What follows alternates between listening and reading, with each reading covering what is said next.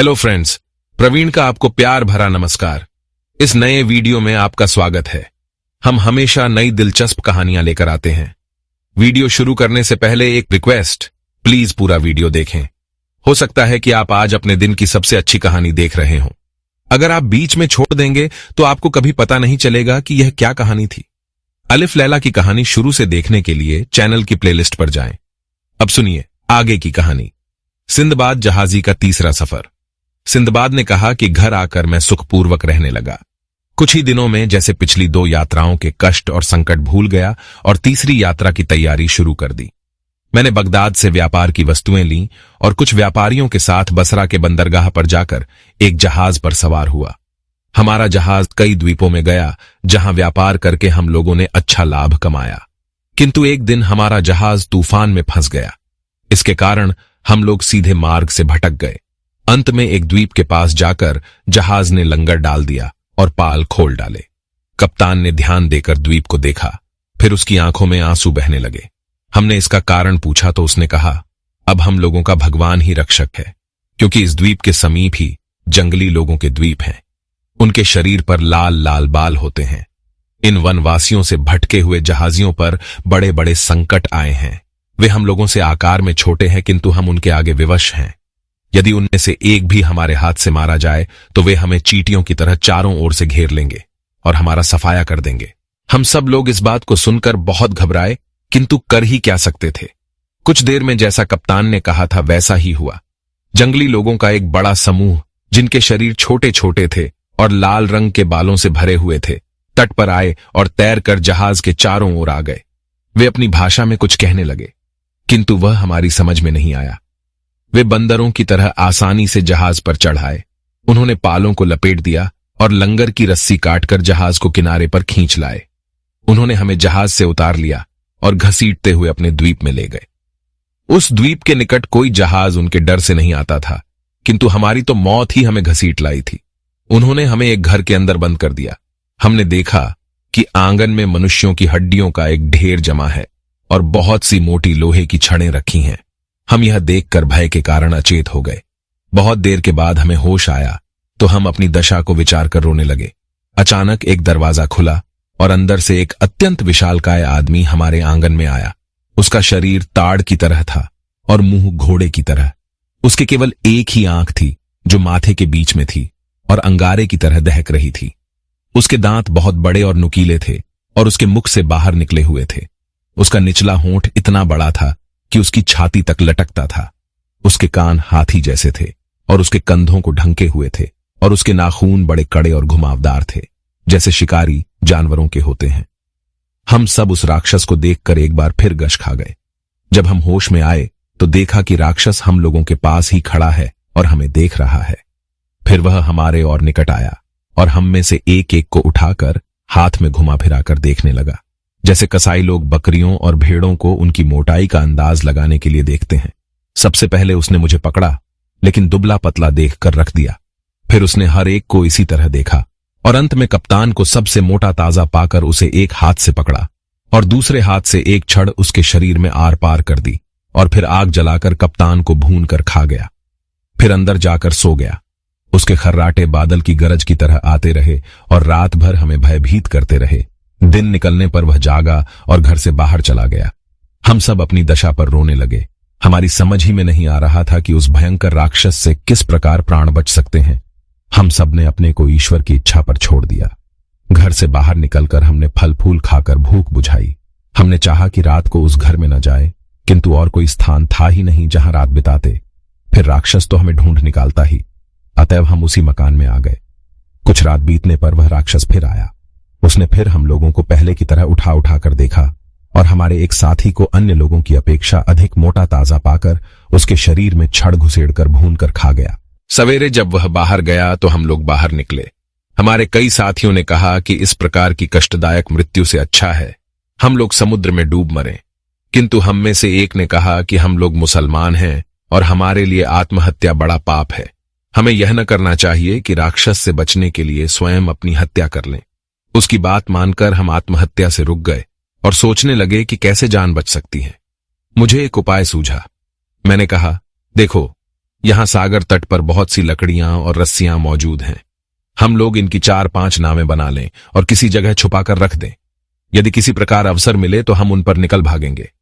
अधिक से अधिक यही तो होगा कि नावें डूब जाएंगी, किंतु राक्षस के हाथों मरने से तो वह मौत कहीं अच्छी होगी। मेरे सुझाव को सब लोगों ने पसंद किया। हम लोगों को नाव बनाना आता था और हमने दिन भर में 4-5 ऐसी छोटी छोटी नावें बना लीं जिनमें 3-3 आदमी आ सकते थे। शाम को हम फिर उस घर के अंदर गए। राक्षस ने हर रोज की तरह हम लोगों को उठा उठाकर देखा और एक हृष्ट-पुष्ट व्यक्ति को सलाख में भेद कर भून दिया और खा गया। जब वह सो गया और उसके खर्राटे बहुत गहरे हो गए तो मैंने अपने साथियों को अपनी योजना बताई और हमने उस पर कार्य करना आरंभ कर दिया। वहां कई सलाखें पड़ी हुई थीं और आग अभी तक खूब जल रही थी। मैंने और 9 अन्य होशियार और साहसी लोगों ने एक एक सलाख को आग में लाल कर दिया। फिर उस राक्षस की आंख में हम सभी ने उन सलाखों को घुसेड़ दिया, जिससे वह बिल्कुल अंधा हो गया। उसने अपने हाथ इधर उधर मारने शुरू किए। हम लोग उससे बचकर कोनों में जा छुपे। अगर वह किसी को पा जाता तो कच्चा ही खा जाता। फिर वह चिंघाड़ता हुआ घर के बाहर भाग गया और हम लोग समुद्र के तट पर आकर उन नावों पर चढ़ गए जिन्हें हमने पहले से बना रखा था। हम चाहते थे कि सवेरा होने पर यात्रा आरंभ करें। तभी हमने देखा कि 2 राक्षस उस राक्षस के हाथ पकड़े अपने बीच में लिए आते हैं जिसे हमने अंधा किया था। अन्य कई राक्षस भी उनके पीछे दौड़े आते थे। हमने उन्हें देखते ही नावें समुद्र में डाल दी और तेजी से उन्हें खेने लगे। राक्षस समुद्र में तैर नहीं सकते थे, किंतु उन्होंने तट पर से ही बड़ी बड़ी चट्टानें हमारी ओर फेंकना शुरू किया। केवल एक नाव को छोड़कर, जिस पर मैं और मेरे 2 साथी बैठे थे, सारी नावें राक्षसों की फेंकी चट्टानों से डूब गईं। हम अपनी नाव को तेजी से खेकर इतनी दूर आ गए जहां पर उनकी चट्टानें आ नहीं सकती थीं। किंतु खुले समुद्र में आकर भी हमें चैन न मिला। तेज हवा हमारी छोटी सी नाव को तिनके की तरह पानी पर उछालने लगी। 24 घंटे हम इसी दशा में रहे। फिर हमारी नाव एक द्वीप में पहुंच गई। हम लोग प्रसन्नतापूर्वक उस द्वीप पर उतरे और तट पर लगे पेड़ों से पेट भर फल खाने के बाद हमारे शरीरों में कुछ शक्ति आई। रात को हम लोग समुद्र के तट ही पर सो रहे। अचानक एक जोर की सरसराहट से नींद खुली तो मैंने देखा कि एक सांप जो नारियल के पेड़ जितना लंबा था हमारे एक साथी को खाए जाता है। उसने पहले हमारे साथी के शरीर को चारों ओर से कसकर तोड़ डाला, फिर उसे निगल गया। कुछ देर में सांप ने उसकी हड्डियां उगल दी और चला गया। हम 2 बचे हुए आदमियों ने बड़े दुख और चिंता में रात बिताई। कितनी मुश्किलों से राक्षस से छूटे थे तो यह मुसीबत आ गई जिससे छुटकारा ही नहीं दिखाई देता था। दिन में हमने फल खाकर गुजारा किया। शाम तक हमने अपने बचने के लिए एक पेड़ खोज लिया था और रात होते ही उस पर चढ़ गए। मैं तो वृक्ष पर काफी ऊंचे पहुंच गया था, किंतु मेरा साथी उतने ऊंचे न जा सका और नीचे की एक मोटी डाल पर लेट गया। सांप फिर रात को आया। पेड़ की जड़ पर पहुंचकर उसने अपना शरीर ऊंचा किया और मेरे साथी को पकड़कर खा गया और फिर वहां से चला गया। मैं सारी रात भय से अधमरा सा रहा। सूर्योदय होने पर मैं पेड़ से उतरा और फिर कुछ फल आदि खाकर पेट भरा। मुझे विश्वास था कि आज मैं अवश्य ही उस सांप का ग्रास बनूंगा, क्योंकि उसने मुझे देख तो लिया ही है। मैंने काफी सोच विचार के बाद यह तरकीब निकाली कि पेड़ के चारों ओर ढेर सारी कंटीली झाड़ियां रख दी और ऊपर भी कांटों की ऐसी ओट कर ली कि किसी को दिखाई न दूं। रात को सांप आया। वह झाड़ियों के कारण पेड़ की जड़ तक न पहुंच पाया, किंतु सारी रात घात लगाकर बैठा रहा। सवेरे वह चला गया। मैं रातों की जगाई और जान के डर और रात भर सांप की फूंफकार सुनने से इतना अशक्त और निराश हो गया था कि सोचने लगा कि ऐसे जीने से तो समुद्र में डूब जाना अच्छा है।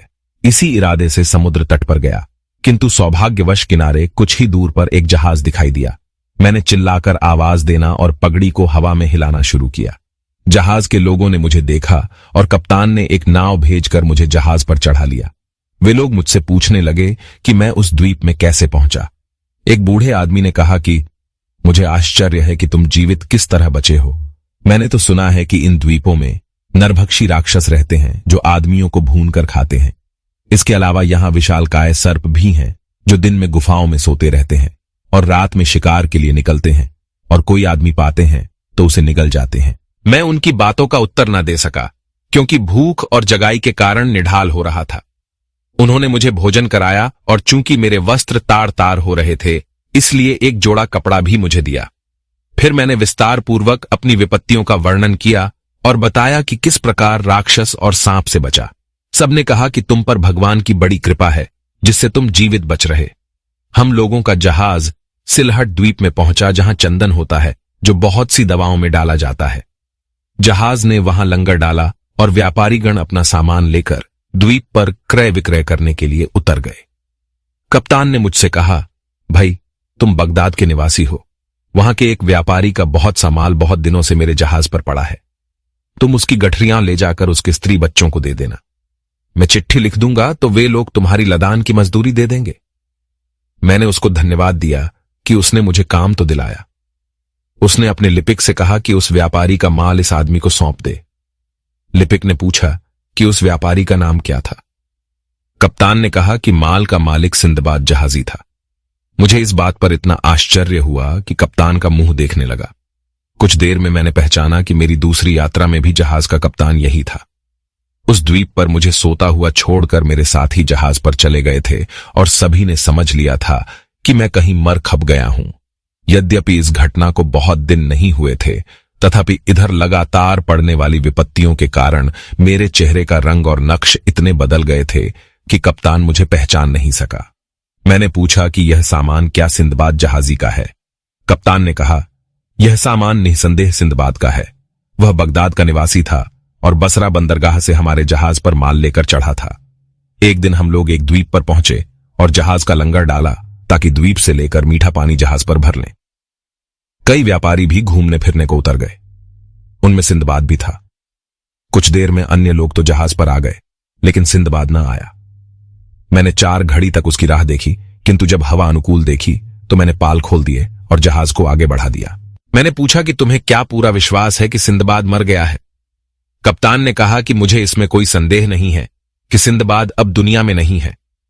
मैंने उससे कहा, तुम मुझे पूरे ध्यान से देखो और पहचानो कि मैं ही सिंदबाद हूं कि नहीं। हुआ यह था कि द्वीप पर उतरकर मैं एक स्रोत के निकट खा पीकर गहरी नींद सो गया था। मेरे साथियों ने मुझे जगाया ही नहीं। शायद उन्हें यह मालूम भी न था कि मैं कहां सो रहा हूं। जब मेरी आंख खुली और मैं समुद्र तट पर पहुंचा तो देखा कि तुम्हारा जहाज दूर चला गया है। कप्तान ने यह सुनकर मुझे ध्यानपूर्वक देखा और मुझे पहचान गया। उसने मुझे गले लगाया और भगवान को धन्यवाद दिया कि मैं जीवित हूं, हालांकि मुझे मरा हुआ समझ रहा था। उसने कहा, तुम्हारे माल को भी मैंने हर जगह व्यापार में लगाया और इस पर हर सौदे में मुनाफा हुआ है। अब मैं तुम्हारे माल को तुम्हारे मुनाफे के साथ तुम्हें सौंपता हूं। यह कहकर उसने मुझे मेरी गठरियां सौंप दी और वह नगद राशि भी दे दी जो मेरे माल के व्यापार के लाभ के रूप में उसके पास थी। मुझे यह सब मिलने की कोई आशा नहीं थी और मैंने भगवान को लाख लाख धन्यवाद दिया। फिर हमारा जहाज सिलहट द्वीप से अन्य द्वीपों में गया, जहां से हमने लौंग, दारचीनी आदि खरीदा। हमने दूर दूर की यात्रा की। एक जगह हमने इतने बड़े कछुए देखे जिनकी लंबाई चौड़ाई 50-50 हाथ की थी और अजीब मछलियां भी जो गाय की तरह दूध देती हैं। कछुओं का चमड़ा बहुत कड़ा होता है, उसकी ढालें बनाई जाती हैं। हमने एक और अजीब किस्म की मछलियां देखी, इसका रंग और मुंह ऊंट जैसा होता है। घूमते फिरते हमारा जहाज बसरा के बंदरगाह में आया। वहां से मैं बगदाद आ गया। मैं कुशल क्षेम से अपने घर आने पर भगवान को लाख लाख धन्यवाद दिया। इस खुशी में मैंने बहुत सा धन भिखारियों को तथा निर्धनों के सहायतार्थ दिया। इस यात्रा में मुझे इतना लाभ हुआ कि जिसकी गिनती नहीं की जा सकती। मैंने दान आदि करने के अतिरिक्त कई सुंदर भवन तथा आराम आसाइश की चीजें भी खरीदी। इस वीडियो में कहानी यहीं तक। आगे के लिए आपसे मिलते हैं अगली वीडियो में। ऐसे ही और भी ढेरों मजेदार कहानियां, हैरान कर देने वाले किस्से, अनसुलझी घटनाएं, रहस्य और जानकारियों के लिए अभी हमारे चैनल को सब्सक्राइब करें। आपको ये वीडियो पसंद आया हो तो लाइक जरूर कीजिए और शेयर कीजिए। नोटिफिकेशन के लिए राइट साइड जो नीचे बेल आइकन है इसको दबा दें ताकि लेटेस्ट अपडेट आपके पास सबसे पहले पहुंचे। तब तक के लिए हंसते रहिए, मुस्कुराते रहिए।